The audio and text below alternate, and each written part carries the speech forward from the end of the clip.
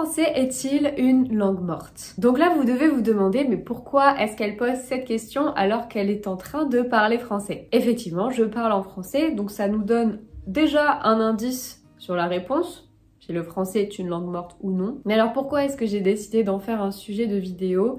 C'est parce que je reçois régulièrement, on va dire de temps en temps, des commentaires, des messages sur les réseaux sociaux, donc YouTube, Instagram, mais aussi et surtout sur TikTok, me disant que le français est bel et bien une langue morte, qu'il est inutile de l'enseigner puisque plus personne ne la parle. Donc au début je me disais juste mais ils sont bêtes, évidemment que la langue française n'est pas une langue morte puisqu'on la parle encore, je la parle, d'autres personnes la parlent, donc évidemment. Mais en fait aussi à force d'avoir ces commentaires, je me suis posé la question de savoir pourquoi il y a cette question qui se pose en fait. Pourquoi est-ce que certains affirment que le français est une langue morte? D'où vient cette réflexion et qu'est-ce que ça peut vouloir dire? Donc pour commencer, je vous propose de revoir ensemble la définition d'une langue morte. Ok, alors je vous lis la définition proposée par le dictionnaire L'Internaute. Donc qu'est-ce qu'une langue morte? C'est une langue qui n'est aujourd'hui plus parlée dans la vie quotidienne, langue ancienne ou moderne qui n'a plus aucun locuteur. Exemple, le latin, le grec ancien et l'araméen sont des langues mortes que l'on peut cependant étudier. Donc là, puisque je vous parle en français et puisque vous me comprenez, premier élément, le fait que la langue française n'est plus parlée dans la vie quotidienne, ça marche pas. Donc ça ne correspond pas aux critères de la langue morte. Sauf si je suis la seule à parler cette langue, donc peut-être qu'en fait, vous qui regardez cette vidéo, vous comprenez pas du tout ce que je dis et vous savez pas ce que vous faites là non plus, peut-être. Donc ça veut dire que je ne pourrai plus communiquer avec qui que ce soit dans la vraie vie, sur internet, plus personne ne parle français, donc je suis toute seule en fait. Si tous ces éléments sont réunis, peut-être que c'est une langue morte.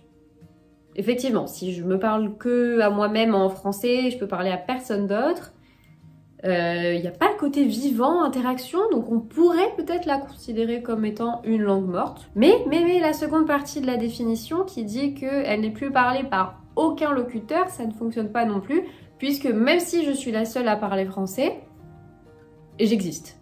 Donc si j'existe, je suis une locutrice, je suis un locuteur de cette langue et du coup, je parle toujours cette langue, même si j'ai personne avec qui la parler, je la parle, je la fais vivre, donc finalement, ce n'est pas une langue morte. Donc non, dans tous les cas, le français n'est pas une langue morte, je ne suis pas la seule à la parler, voilà, elle est toujours utilisée dans la vie quotidienne, on peut évidemment l'étudier aussi, comme le latin, comme le grec, mais aussi et surtout, on la parle.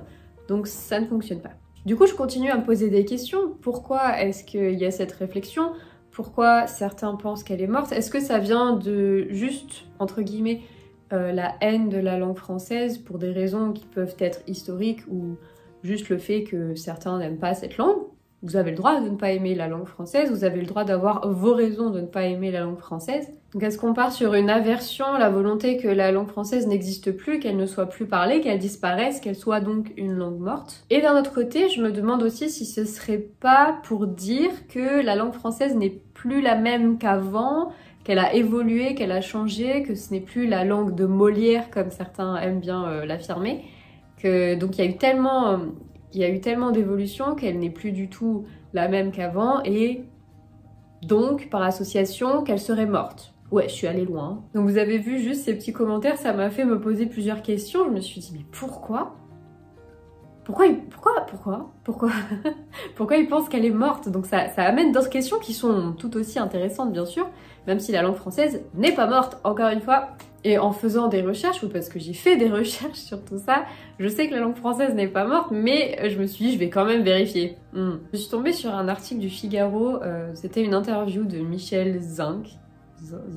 Je suis désolée pour la prononciation, je ne suis pas sûre. Donc cet article, c'est « Le français risque de devenir une langue morte comme le latin ». C'est un article intéressant parce qu'il y a différents points, notamment sur les dialectes, sur l'évolution de la langue, donc toutes les possibilités, la norme, etc.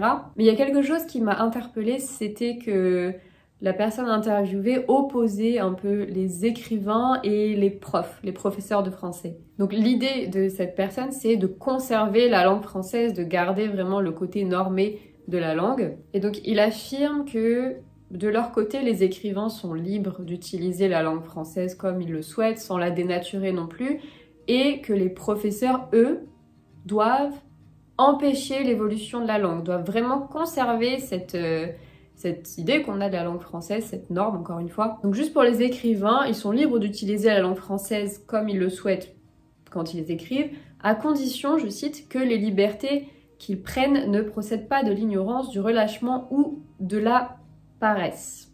Voilà. Et donc du côté des professeurs, le but est de freiner l'évolution, comme je le disais, de ne pas fracturer la langue française. Donc ça aussi, ça a été intéressant pour moi parce que ça fait 7 ans, à peu près 7-8 ans que j'enseigne le français. Donc j'enseigne à un public étranger. C'est pas la même chose que d'enseigner la langue française à un public français, donc de natifs, bien sûr. Mais moi, je me suis toujours dit, je vais enseigner la langue comme elle évolue, comme elle a évolué. C'est-à-dire que, bon, bien sûr, il y a des règles, il y a des normes. La grammaire, c'est la grammaire. On va pas supprimer le subjonctif du jour au lendemain. Mais pour ce qui est des expressions, pour ce qui est de l'argot, du verlan, parfois même de certaines prononciations, je ne vais pas supprimer toutes ces évolutions à mes élèves. En fait, je ne vais pas leur cacher ça, parce que le jour où ils vont venir habiter dans le pays ou visiter le pays, s'ils ne comprennent pas certains mots de vocabulaire qui ont été créés, qui ont été ajoutés au dictionnaire, ou pas encore au dictionnaire, mais qui sont dans le langage courant, ça va poser problème dans la communication. Et donc on peut être pour ou contre l'évolution de la langue, mais moi j'estime que la langue, elle est comme ça aujourd'hui, de ce que j'en sais, elle est comme ça aujourd'hui, donc il est nécessaire d'apprendre la langue actuelle, et pas la langue d'il y a 30 ans. Parce que la langue d'aujourd'hui, 2023, n'est pas la même que la langue d'il y a 2 ans, ce n'est pas la même que la langue d'il y a 15 ans, qu'il y a 50 ans, 100 ans, etc. Donc c'est pour ça quand on dit que la langue française n'est plus la vraie langue française, en fait la langue, elle évolue constamment, elle a évolué tout au long de son existence, et ça continuera à évoluer. Dans 50 ans, on parlera pas de la même manière que je parle aujourd'hui, que ce soit encore une fois de la prononciation par rapport aux expressions, etc. Donc le fait de dire, donc peut-être que dans l'article, les profs de français aux natifs étaient visés et non pas les profs de français langue étrangère, peut-être, je ne sais pas, mais le fait de dire on doit absolument conserver et empêcher l'évolution de la langue, je suis pas trop d'accord avec ça. Ça reste intéressant comme sujet, mais je suis pas trop d'accord avec ça parce qu'on peut pas empêcher la langue d'évoluer finalement. On peut pas dire bah non, il faut pas que toutes les langues soient en contact, il faut pas que les gens soient en contact, du coup il faut pas de contact parce que c'est de cette manière que les langues évoluent en fait. Donc ok, c'est un peu le principe d'une langue vivante finalement, puisque la langue vivante elle vit au contact des gens, donc elle s'enrichit, même si certains vont me dire que bah non, la langue, de la manière dont elle évolue aujourd'hui, elle ne s'enrichit pas, elle s'appauvrit. C'est un autre débat bien sûr, et on peut débattre dans les commentaires, n'hésitez pas à me dire ce que vous en pensez. Mais moi je suis pas d'accord avec ça, mais après voilà, chacun a sa vision des choses, le vrai français, le français d'aujourd'hui. Bon, peut-être que vous avez des avis différents. Donc tout ça, ça m'a amené à réfléchir sur ma pratique en tant que prof finalement, parce que même si je change pas vraiment d'avis, ça fait quand même une réflexion qui est de se dire bah ouais, est-ce que j'enseigne le bon français en fait? Et je sais que j'ai déjà eu ces réflexions, ces accusations entre guillemets par même certains autres profs de français langue étrangère, notamment sur ma prononciation. J'en ai déjà parlé je crois ici, mais ma prononciation par exemple entre le « et » et le « est », et parfois elle est similaire. Donc c'est-à-dire que je ne vais pas dire du lait, je bois du lait, mais je bois du lait. C'est comme ça que l'on prononce ici dans la région, c'est comme ça que j'ai appris. Pour moi c'est correct, pour d'autres ce n'est pas correct, mais bon, de là à dire que j'enseigne un mauvais français, bon, hein, on va peut-être repasser, on va peut-être se calmer. Bien sûr, chacun a son avis, encore une fois, mais j'estime qu'il n'y a pas un seul français, il y a plusieurs français différents, il y a plusieurs régions, plusieurs accents, encore une fois, plusieurs générations, donc du vocabulaire différent aussi, une évolution des différences. Et c'est pas pour ça qu'il y a un meilleur français qu'un autre. Même de vous-même, si vous comparez votre manière de vous exprimer aujourd'hui à celle d'il y a, je sais pas, 15 ans, 20 ans, je suis sûre qu'il y a des expressions que vous n'utilisiez pas avant, que vous utilisez aujourd'hui, et ça doit être la même chose dans toutes les langues, j'imagine.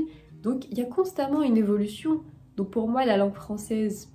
Déjà, c'est quoi la langue française? Enfin, c'est compliqué à définir comment était... Parce que souvent, le débat c'était « Ah, mais avant c'était mieux le français, on savait écrire français, on savait parler français. » En fait, il y a toujours le fait de dire que c'était mieux avant.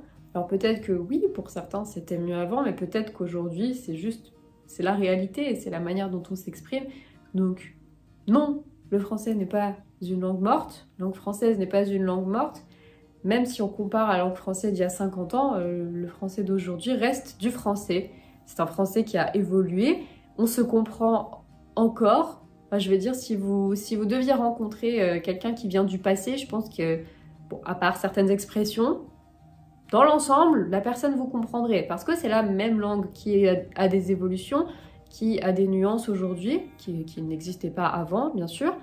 Mais c'est pas pour ça que le français est une langue morte, selon moi, encore une fois. Donc bien sûr, je serais ravie de discuter avec vous, dans le respect bien sûr, dans les commentaires. Voilà, dites-moi ce que vous en pensez, est-ce que vous êtes d'accord avec ça? Donc déjà, si vous pensez que la langue française est une langue morte de manière générale, bon, je vous invite à retourner voir la définition sur l'internaute. Mais le débat plus intéressant ici, ce serait de savoir si vous pensez que le français d'aujourd'hui n'est pas le même que le français d'avant et qu'il y en a un qui est supérieur à l'autre. C'est ça que je voudrais savoir et j'aimerais discuter avec vous de ça. Donc voilà, c'était juste une petite réflexion. Je me suis dit que j'allais la partager avec vous. J'espère que j'ai été assez claire dans mes explications parce que parfois je me mélange un peu. Mais n'hésitez pas à me dire ce que vous en pensez dans les commentaires. N'hésitez pas à vous abonner bien sûr, à partager, etc. Vous pouvez aussi me retrouver sur TikTok, sur Instagram. On va juste s'arrêter là, hein, voilà. Et je vous retrouve très vite pour une nouvelle vidéo. À bientôt.